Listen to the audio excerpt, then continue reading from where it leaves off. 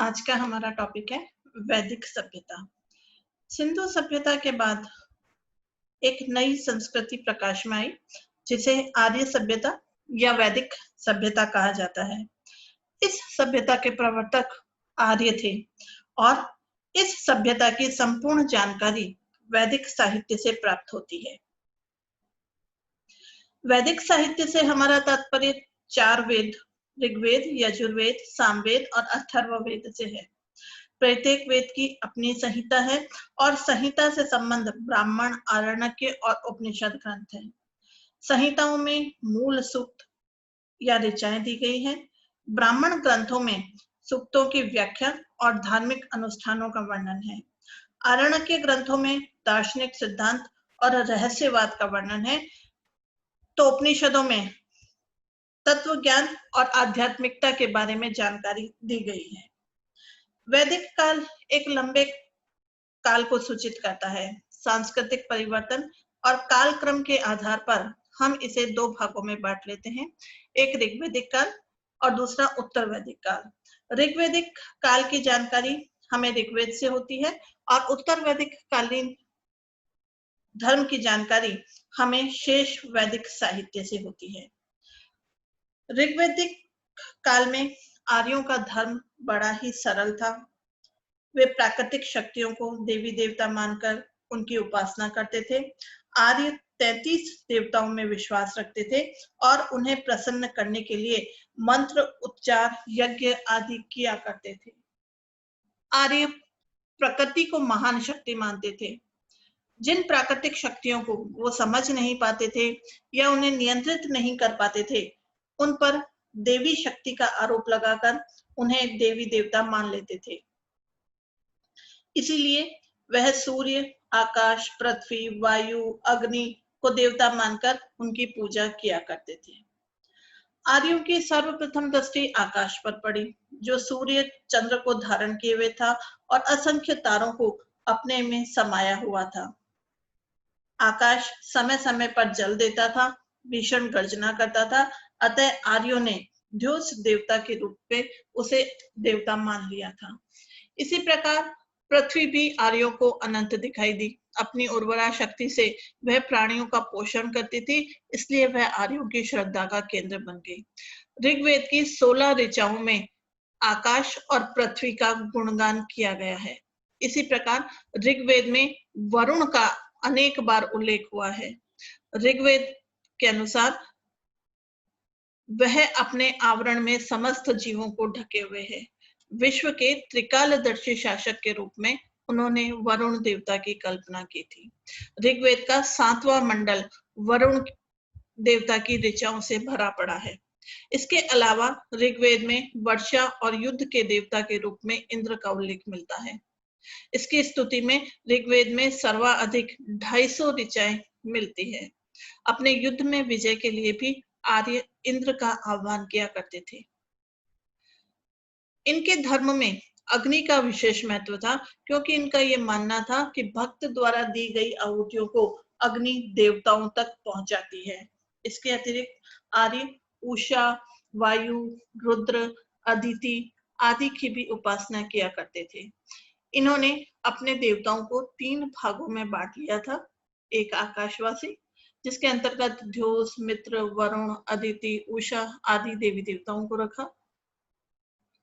दूसरा अंतरिक्षवासी, जिसमें इंद्र, मरुत, रुद्र आदि देवताओं को रखा गया।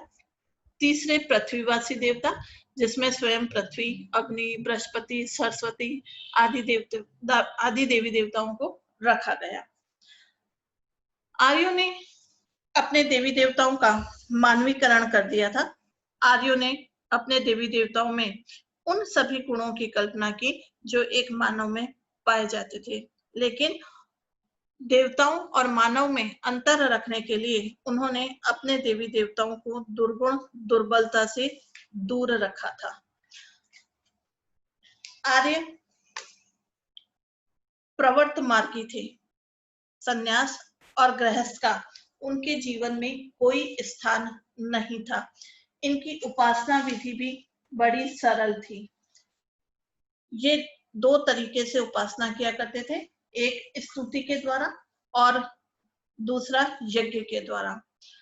प्रत्येक देवता के लिए अलग अलग ऋचाएं थी, उसी से देव स्तवन होता था। स्तवन की भांति यज्ञ भी बड़ा सरल था। यज्ञ करते समय अग्नि जलाई जाती थी, उसमें घी, दूध, सोमरस आदि डाला जाता और आहुति देते समय मंत्र उच्चार करते थे। इनका मानना था कि अग्नि आहुति को देवताओं तक पहुंचाती है। इस समय वे देवताओं से दीर्घ आयु, कल्याण और धन धान्य की प्रार्थना किया करते थे। ऋग्वैदिक काल में मूर्ति पूजा प्रचलित नहीं थी। आर्य खुले स्थान पर पालथी लगाकर उपासना करते थे। इस समय पूजा पाठ पुरोहित द्वारा नहीं किया जाता था। ऋग्वेद में स्वर्ग और नरक की कल्पना भी मिलती है। ऋग्वेद में स्वर्ग का सुंदर वर्णन मिलता है, लेकिन नरक की स्पष्ट धारणा नहीं दी गई है। तथापि पापियों को दंडित किए जाने का उल्लेख मिलता है। ऋग्वेद में अमरता का उल्लेख है, लेकिन मोक्ष का उल्लेख हमें नहीं मिलता है। ऋग्वेद में हमें एकेश्वरवाद भी बीज रूप में दिखाई देता है। ऋग्वेद में इस विचारधारा का वर्णन करते हुए कहा गया है कि सत्य एक है और संपूर्ण ब्रह्मांड की व्यवस्था उसी के कारण है। सत्य को उन्होंने कभी हिरण्यगर्भ, कभी प्रजापति, तो कभी विश्वकर्मा के नाम से संबोधित किया था। ऋग्वेद के हिरण्यगर्भ प्रजापति सूक्त में आध्यात्मिक एकेश्वरवाद का प्रतिपादन दिखाई देता है। इस सूक्त के अनुसार हिरण्यगर्भ देवताओं के ऊपर देव हैं और सर्वसृष्टा हैं। वे सर्व महान देव हैं। उन्होंने पृथ्वी और द्युलोक को धारण किए हुए हैं। ऋग्वेद के नासदीय सूक्त में परम तत्व के निर्गुण रूप की झलक हमें मिलती है। इसमें कहा गया है, सृष्टि के आदि काल में न सत था, न असत, न वायु, न आकाश, न मृत्यु थी, न अमरता, न रात थी, न दिन। उस समय केवल एक वही था जो वायु रहित स्थिति में भी अपनी शक्ति से सांस ले रहा था। इसके अतिरिक्त कुछ नहीं था। वैदिक विचार का यह स्तर हमें अद्वैतवादी चिंतन तक पहुंचा देता है, जो हमें बाद में उपनिषदों में देखने को मिलता है। अनेक विद्वानों का यह मानना है कि ऋग्वेद में एक परम तत्व की अवधारणा का विकास क्रमिक रूप से हुआ था। पहले बहुदेववाद, इसके बाद एकाधिदेववाद, फिर एकेश्वरवाद, फिर सर्वेश्वरवाद और अंत में एकत्ववाद। ऋग्वेद का प्रथम चरण बहुदेववाद का था। इसके अंतर्गत अनेक या बहुत से देवताओं के स्वतंत्र अस्तित्व को स्वीकार किया गया। इसके बाद जब देवताओं में वरीयता क्रम की तलाश की जाने लगी, तो पहले कभी किसी देवता को प्रमुख माना जाने लगा, बाद में किसी अन्य देवता को प्रमुख माना जाने लगा। इंद्र, वरुण, विष्णु, अग्नि आदि को यह स्थान जो था वो प्रदान किया गया था। ये एकाधिदेववाद की अवस्था थी। इसके बाद ऋग्वेद में एक स्थायी और सर्वोच्च देवता की खोज आरंभ हुई। इसके संकेत हमें ऋग्वेद के कथनों में मिलते हैं। ऋग्वेद में कहा गया है, किस देव को हम हवि प्रदान करें, सबसे पहले जन्म लेने वाले को किसने देखा, आदि। इस उत्कंठा की परिणति एकेश्वरवाद में हुई, जिसे हिरण्यगर्भ प्रजापति या विश्वकर्मा के रूप में एक सर्वोच्च देव की या ईश्वर की प्रतिस्थापना हुई। चौथा चरण सर्वेश्वरवाद का था, जिसमें एक ईश्वर या विराट पुरुष से सारी सृष्टि या ब्रह्मांड को व्याप्त बताया गया था। पांचवें चरण के अंतर्गत विराट पुरुष या सगुण ईश्वर के स्थान पर निर्गुण परम तत्व की कल्पना जो थी वो की गई थी, जिसका संकेत हमें ऋग्वेद के नासदीय सूक्त के अंतर्गत मिलता है। कुछ विद्वानों का यह मानना है कि ऋग्वेद में एकत्ववाद के क्रमिक विकास का विचार, जिसे विदेशी विद्वानों द्वारा प्रस्तुत किया गया, वो निराधार है। उनका ये मानना है कि वैदिक ऋषि मंत्र दृष्टा थे और उन्होंने आरंभ से ही आध्यात्मिक एकत्व या परम तत्व का दर्शन कर लिया था, जो नाना रूप में अभिव्यक्त हुआ करता था। तो इस तरह हम कह सकते हैं कि ऋग्वैदिक काल के अंतर्गत आर्यों का धार्मिक जीवन बहुत सरल था। लेकिन उत्तर वैदिक काल के बदलते परिवेश में धर्म में क्लिष्टता और जटिलता आने लग गई थी। भूमि से लगाव और विकास की गति ने आर्यों की भौतिक अभिलाषाओं में वृद्धि कर दी थी। इनकी पूर्ति के लिए देवताओं को ये लोग विशेष रूप से प्रसन्न करना चाहते थे। उत्तर वैदिक काल में लोगों के धार्मिक जीवन में गहरा परिवर्तन आ गया था और नवीन धार्मिक विचारधाराओं, क्रियाकलापों और परंपराओं का प्रादुर्भाव हुआ था। उत्तर वैदिक काल में देवताओं की स्थिति में परिवर्तन आ गया था। जहां ऋग्वैदिक काल में इंद्र, वरुण प्रमुख देवता थे, अब उनका स्थान ब्रह्मा, विष्णु, महेश ने ले लिया था। शिव के बढ़े हुए महत्व का कारण संभवतः आर्यों और अनार्यों का संपर्क जो था वो रहा था। ऋग्वैदिक काल के अंतर्गत यज्ञ सरल और सादे होते थे, लेकिन उत्तर वैदिक काल में यज्ञों का बाहुल्य हो गया था। भूमि से लगाव, विकास की गति ने आर्यों की भौतिक अभिलाषाओं में वृद्धि कर दी थी और इसके लिए उन्होंने अपने देवताओं को विशेष रूप से प्रसन्न करना चाहते थे। इसलिए मंत्रों और यज्ञों का महत्व बढ़ गया था। यज्ञ लंबे और खर्चीले होने लग गए थे और साथ ही पुरोहित वर्ग का भी विशेष महत्व स्थापित हो गया था। राजसूय यज्ञ, अश्वमेध यज्ञ, वाजपेयी यज्ञ, ऐसे विशाल यज्ञों का विकास भी इसी युग के अंतर्गत हुआ था। जादू टोना, प्रेत आत्मा, वशीकरण जैसे अंधविश्वासों पर आधारित बहुत से तत्व हमें अथर्ववेद के अंतर्गत देखने को मिलते हैं। इस समय ऐसी धारणा बन गई थी कि मंत्रों से रोगों को समाप्त किया जा सकता है। यज्ञों और मंत्रों से देवताओं को वश में भी किया जा सकता है और उन्हें समाप्त भी किया जा सकता है। तो इस प्रकार अंधविश्वास को धर्म में स्थान जो था वो प्राप्त हो गया था। उत्तर वैदिक काल के अंतर्गत नैतिक आचरण संबंधी सिद्धांतों की स्थापना भी हो गई थी।